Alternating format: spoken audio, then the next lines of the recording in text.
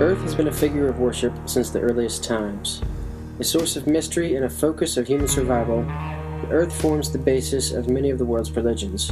Because Earth's fertility is so strongly associated with the female, the Earth depicted in many mythologies is a female character, and more specifically, a mother. Though essentially feminine, the Earth element of the five-element cycle is not overtly a creator or destroyer. Rather, it is a matrix that contains, allows, and supports living processes, as well as a fulcrum around which the other elements turn. Earth is a medium in which everything else happens. It is passive and receptive, defining the space in which matter exists. In the control cycle, Earth is controlled by wood, whose aggressive growth puts boundaries on Earth's ability to give. As the center of the five-element cycle, Earth is considered the prime stabilizing force. Earth is that point in the middle where there is transition and a carefully mediated balance that controls it. In the five-element cycle, whose very essence is about change, Earth presides over continuity. Earth sets boundaries that contain and define activities, processes, and events. A bottle, a room, office hours, laws, anything that holds, surrounds, or limits anything else relies upon the containment energies of the Earth element. As a season, Earth corresponds to late summer and to the time of transition between each season, the days surrounding the equinoxes and solstices. At these times, the forces of daylight, yang, and darkness, yin, are uniquely balanced. In this capacity, Earth presides over the shifting connections of time, space, and relationship. In this regard, Earth is also considered to hold the center of the five-element cycle. The Earth element renders itself climactically as dampness. Overaccumulation of Earth in the body leads to feelings of heaviness and sluggishness in the limbs or head. Dampness in the body also affects digestion and overall energy levels. Dampness on another level is clutter. Too many items sitting around unused or underused accumulate dampness. Those who live in a constant state of physical dampness often live in cluttered spaces as well. They accumulate stuff around them on a physical, emotional, and environmental level. On an emotional level, Earth's moisture manifests as caring, which draws upon its protective, nurturing, and accumulating energies. Overcaring, though, leads to worry, the emotion associated with Earth in classical Chinese medicine. Worry brings the force of attention to bear too strongly on its object, not leaving enough room for it to grow naturally. Where Earth in balance simply allows matter to transpire as they will, off balance it clings and festers, surrounding its objects with imagined scenarios of danger and difficulty, thereby spoiling its true potential. In relationships, Earth's energy governs emotional attachment. Earth defines and reinforces those connections over time. Earth bonds are built as people share experiences. This is the only way to become truly familiar with another human being. Earth bonds, therefore, attach slowly and meaningfully. It cannot be hurried, growing deeper in exact accordance with the level of shared history.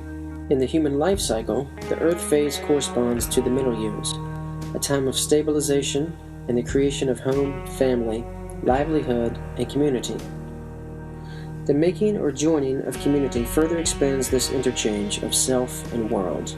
As our home, our womb, becomes larger than our immediate environment, our bonds stretch to include a larger definition of self and relatedness. We begin to see ourselves as part of a human family and ideally as part of a universal family. The Earth element manifests in the body through the organs and meridians of the spleen, yin, and the stomach, yang. The spleen and stomach organs govern all Earth functions of bonding, nurturing, grounding. They also preside over the following physical functions. The spleen governs digestion and absorption. The spleen builds blood and qi. The spleen directs ascending movements and holds things up. The spleen controls the flesh and holds things in place. The spleen keeps blood in its vessels. The spleen opens into the mouth and manifests in the lips. The spleen houses thought. The stomach controls the rotting and ripening of food, and the stomach rules descending. The spleen meridian begins on the big toe and runs along the inner aspect of the leg. along the pubic bone and up the front of the torso before angling off to end on the side of the trunk. The stomach meridian begins just below the eye and runs down the front of the face, jaw, neck, and torso, continuing all the way down the outer aspect of the leg to end at the foot and the third toe. When Earth is deficient, any or all of its functions may be weak. Therefore, an Earth deficiency can manifest in the area of digestion, blood, thought, or energy. Some common signs of Earth deficiency include fatigue, loose stools, pale lips and tongue, dry skin, short or scanty menstruation, hemorrhoids, poor appetite, obesity, mental spaciness, frequent bruises, sleepiness after meals. Creatively, an Earth deficiency often manifests as someone too tired or too busy to take the time to be creative. They may feel that they lack imagination, talent, or creativity, or they may just lack the energy. In any case, the real or perceived lack signals a deficiency of Earth's generous allowance and nurturing. Earth excess often develops after prolonged Earth deficiency.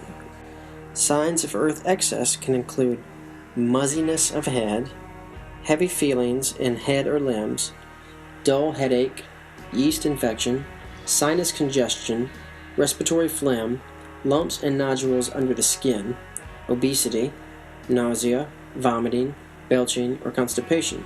Earth's flavor is sweet. Grains in general are considered sweet foods and are therefore highly tonifying, forming the backbone of Taoist cuisine and of most traditional diets.